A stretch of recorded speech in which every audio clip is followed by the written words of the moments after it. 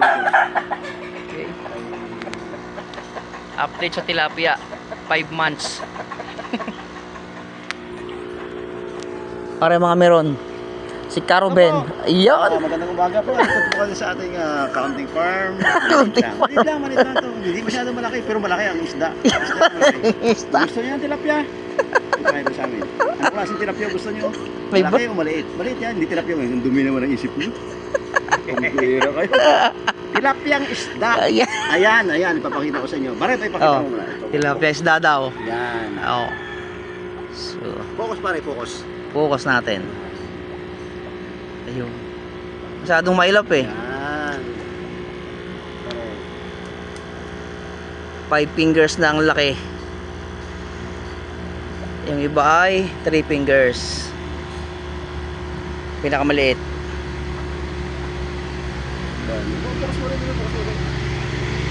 Balik tayo sa commentator. Yun ay ano lang, try and error lang. Kung kikita, pagpatuloy natin. Iyon! Yun ang sinasabing banat natin dyan. Hindi, serious yun. Kasi sa panahon ngayon, hindi lang puro trabaho. Hindi lang puro saya. Hindi lang puro outing. Tandaan nyo yung future nyo. Kung tandaan nyo, wala na kayong pera. Wala na kayong pinanggalingan ng pera. Nasa edad kayo ng 60 pa pataas, wala na tatanggap sa inyo. Kailangan nakaprepare kayo. Kailangan preparasyon nyo niyo. Ang bulsa nyo yun, lalagyan nyo. Kung pera nyo na hindi mawawala, ilagay nyo sa investment. Kaya sumusubo kami ng tilapia. Real talk. Yan ang katotohanan. Hindi ako sasabi ng mali. Kung nagkakamali ko, i-correct nyo ako. Ayaw camera, masasabi mo? Gin. Kulo na ng gin. Narinig ang pulutan eh. Gin na lang. Oh, walang inumin. Mamaya yan, mapupunta na sa inumin yan. Bade, lawak niyan. Bade, hektar niya yan. Isang hektar yung tilapia.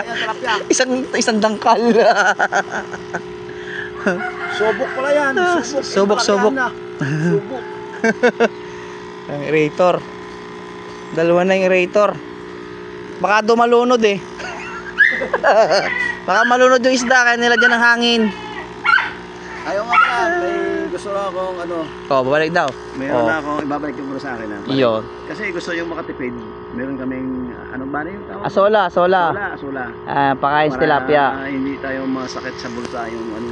Kasi minsan ang page. Ang nagpapasakit sa tao minsan yung ano eh. Page. Yung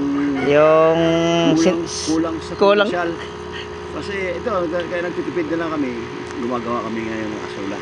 Bali pakita mo ang asola natin doon. Ating asola. Ayan na yung pakain sa tilapia. Tilapia sa manok. Ayaw. Dadagdag pa ng pan susunod. Hoy, nagkusok ng paligid eh. Gayon. Yan. Yan na. Ito na yung aming bagong paraan para makatipid. Asola. Madali lang po ito gawin. Saka maliit ang puhunan. Halos walang puhunan. Hindi naman pala wala halong puhunan. Dahil binili namin yung lona eh. Yung lona. Hindi masyadong mahal. Hindi mo na kailangan maghukay pa ng ng pan. Hindi ka na maghukay ng pan. Mura lang yan. Saka mabilis siyang dumami. Kahit isang... Ilang araw lang ito bago isang linggo yan. Malapad na ulit yan. Pag halimbawa wala kayo pambili niyan, dito lang kayo sa mura. Kaso lang, pag mura-mura man bilhin nyo, mapamura kayo kung dali lang masira. Ito hindi, matagal to. Matibay are. Makapal yan. Makapal ito. Bari tinahi lang ito? Katahi. Yari niya ang nabili mo? Yari na yan ang binili ko. Lazada lang yan, produkto ng Lazada. Naka-design na pala yan. Tama. Ang haba niya na Siya na po magpapaliwarag. Kanya ito ako, sampil lang yun 22 feet yan by 4 ang lapad. Bali, yun lang. Nilagyan lang ng kaunting pampatigas. Pampatigas lang ng harang. Yan. So, para Ito naman ay try and error lang, hindi pa na masyado seryoso. Pero kung ito ay lumaki, Seryoso na. kita, seryoso. Kaya halimbawa sa isang negosyo, Kailangan mag... ipundo mo kaagad doon ang pera mo. Pag halimbawa hindi kumita, malaki ang mawawala. Yo. Balik ka ulit sa zero.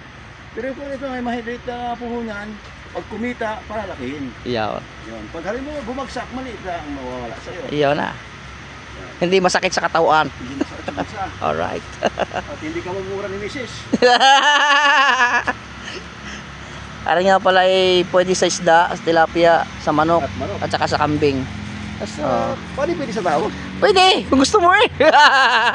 Pero ano yan, wala pa naman ako nabalitaang sumubok na kumain yan na tao. Oh. Bawal pala, bawal. Huwag niyo kong gayahin. Huwag nyo munang subukan kainin kasi wala pang patunay na, Pwede sa tao. na pwede sa tao to kainin.